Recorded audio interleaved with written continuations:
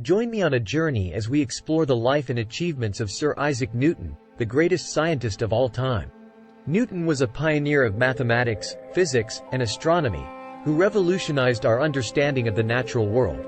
He also had a very interesting and quirky personality, which we will discover later. Today, we will take a look at his early years, his discoveries in mathematics and physics, and his weird hobbies.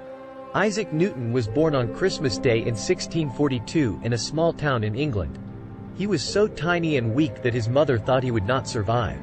She was wrong. He survived and grew up to be a genius. But he was also a weirdo. He never married, he had few friends. He was obsessed with alchemy and the occult, and he once stuck a needle in his eye to see what would happen. Don't try this at home, kids.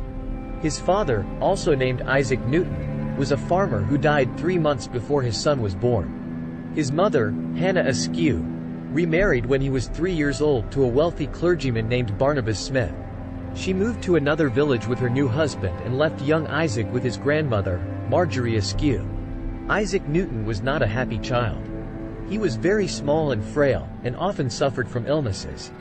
He was also very lonely and isolated, as he had no siblings or friends to play with. He spent most of his time alone in his room or in the garden, where he amused himself with his toys and books. He showed an extraordinary interest and talent in mechanics and astronomy from an early age.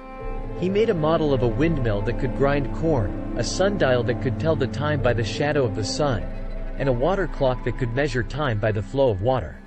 He also built a telescope out of lenses and mirrors and observed the planets and stars at night. He was fascinated by the mysteries of nature and wanted to understand how everything worked.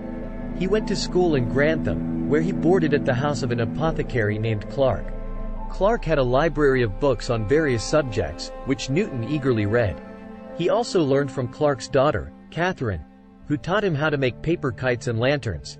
He was bullied by some older boys at school, who mocked him for his small size and his studious habits.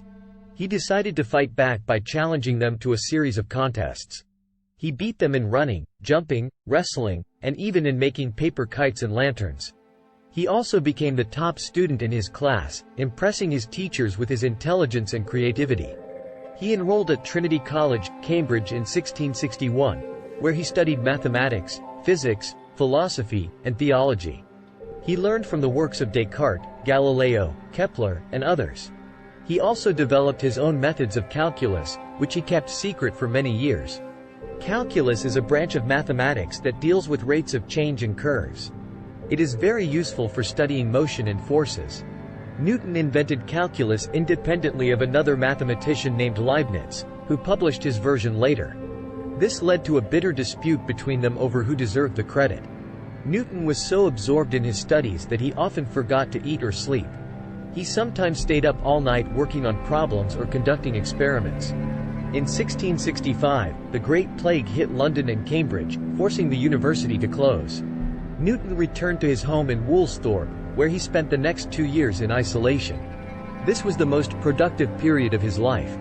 He conducted experiments on light and optics in his bedroom. He used a prism to split white light into different colors and then recombined them with another prism. He discovered that white light is composed of different colors and that each color has its own degree of refrangibility or bending when passing through a medium. He also invented a new type of telescope that used mirrors instead of lenses to avoid chromatic aberration or distortion of colors. He also formulated his laws of motion and universal gravitation in this period. He studied how objects move under different forces and conditions. He came up with 3 laws that describe the relationship between force, mass, acceleration, and momentum. The first law states that an object at rest stays at rest and an object in motion stays in motion unless acted upon by an external force. The second law states that the acceleration of an object is proportional to the net force acting on it and inversely proportional to its mass. The third law states that for every action there is an equal and opposite reaction. He also discovered that there is a force that attracts every object with mass towards every other object with mass.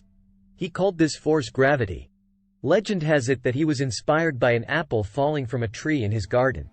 He wondered why the apple fell downwards and not sideways or upwards. He realized that there must be a force pulling it towards the earth. He then extended this idea to the moon and the planets, realizing that they are also pulled by the same force. He calculated that the force of gravity is proportional to the product of the masses of the objects and inversely proportional to the square of the distance between them. He also found that this force is responsible for the elliptical orbits of the planets around the Sun and for the tides on Earth.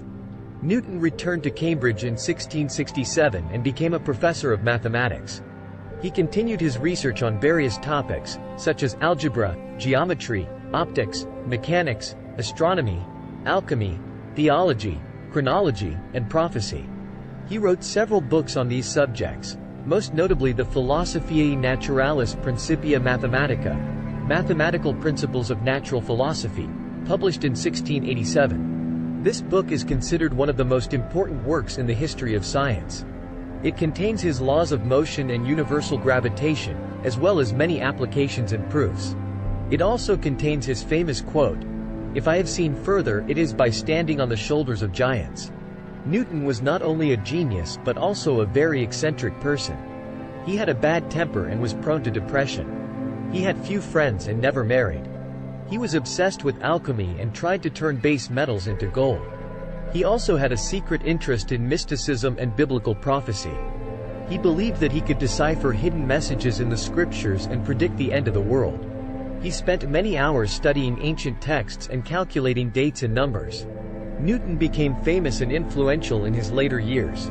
He was elected as a member of Parliament and as the president of the Royal Society. He was also appointed as the master of the mint, where he reformed the currency system and fought against counterfeiters. He was knighted by Queen Anne in 1705. Newton died in 1727 at the age of 84. He was buried with honors at Westminster Abbey. His legacy lives on as one of the greatest minds of all time. Thank you for watching this episode of The Man Who Invented Gravity.